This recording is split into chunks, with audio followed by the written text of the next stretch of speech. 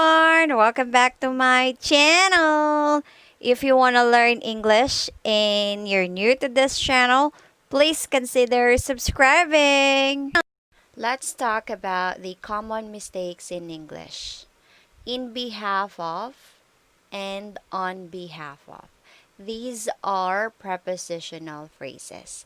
So what is in behalf of? In behalf of means for the benefit, advantage, or interest of, in acting as an agent, friend, or benefactor. For example, Mrs. Lopez offers much in behalf of her students to help them receive scholarships. What is on behalf of? On behalf of means as the agent of, in place of, or on the part of. For example, Jenny has power of attorney, so she can sign the documents on behalf of her mother. Always remember, in behalf of means as helping, and on behalf of means as representing someone or something. Another common mistakes in English. Fill up, fill out, fill in. These are phrasal verbs. So what is fill up? Fill up means to make full or fill a container or anything with something up. For example, the gasoline boy filled up the tank with gasoline. Take note, you can also use fill as a substitute for fill up. You fill up the container with water, or you fill the container with water. When you say fill up, you really mean to say to make the container full. And when you say fill, you just mean to fill the container, not necessarily full.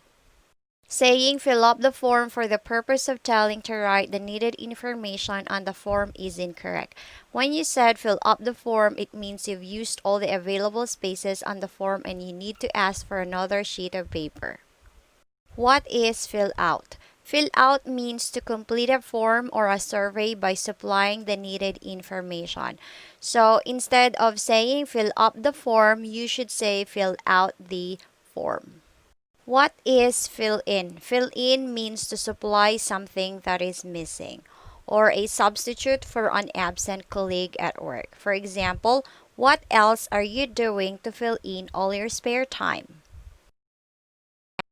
Common mistakes on time versus in time. What is on time? On time means that there is a specific time established when something is supposed expected to happen and it is happening at the planned time. For example, my job interview is scheduled for 4 o'clock p.m. If I arrive at 4 o'clock p.m., I am on time for the interview. What is in time? In time means that something happened at the last moment before it was too late, before something bad would happen. For example, I missed the opportunity to go to that college because I didn't submit my application in time. We often say just in time to emphasize that something happened immediately before the limit or deadline. Is the difference between the word advise and advice. The word advise is a verb that means to suggest what should be done, to recommend, or to give information to someone. For example, your mother will be able to advise you well. And the word advice is a noun that means a suggestion about what you should do. For example, she decided to follow your advice. What is the difference between price and prize? The word price is a noun, means the amount of money you pay to buy something. For example, she thought they were asking a very high price. And the word prize is also a noun, means something you win in a competition or game, given to someone as a reward for doing a good work. For example, he won a prize in the raffle. What is the difference between counselor and counselor? The word counselor is a noun, and the meaning of this word is a member of a council or an elected member of a local government. For example, John is a city councilor. And the word counselor is also a noun. And the meaning of this word, someone who gives advice about problems. For example, her counselor asked her to write a letter to her mother.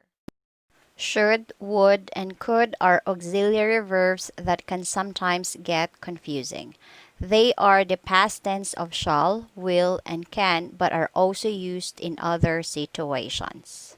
Should can be used in three ways. First, to express something that is probable. For example, John should be here by 2 p.m. Second, to ask questions. For example, shouldn't you be getting ready for work?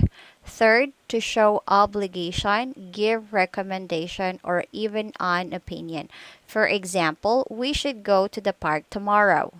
Would can be used in four ways. First, to ask who, what, where, when, why, or how. For example, how would you do that? Second, to make a polite request. For example, would you like anything else? Third, in hypothetical situations. For example, if I had a lot of money, I would like to own a farm one day. Fourth, to ask questions. For example, would you like to join us tonight? Could can be used to suggest and to make a polite request. Could you pass me the rice, please? We could go to the movies if you like. Shall can be used to make a suggestion, offers, or volunteering to do something and to make a promise. Examples: shall we go now? Shall I wait for you? I shall get you a new cell phone for your birthday. Will can be used to express determination. So, for example, I will pass my test. Will can also be used to show the future. For example, I will go out tomorrow. And will can also be used to show desire, preference, choice, or consent. For example, will you please be quiet? Can be used to ask permission. For example, can I borrow your book? And you can also use can to make an offer. For example, I can cook for you. And to show ability. For example, I can speak English. All for now, and see you again, guys, on my next video. Please don't forget to subscribe and click the bell button to be notified. For suggestions, questions, please comment below. Bye!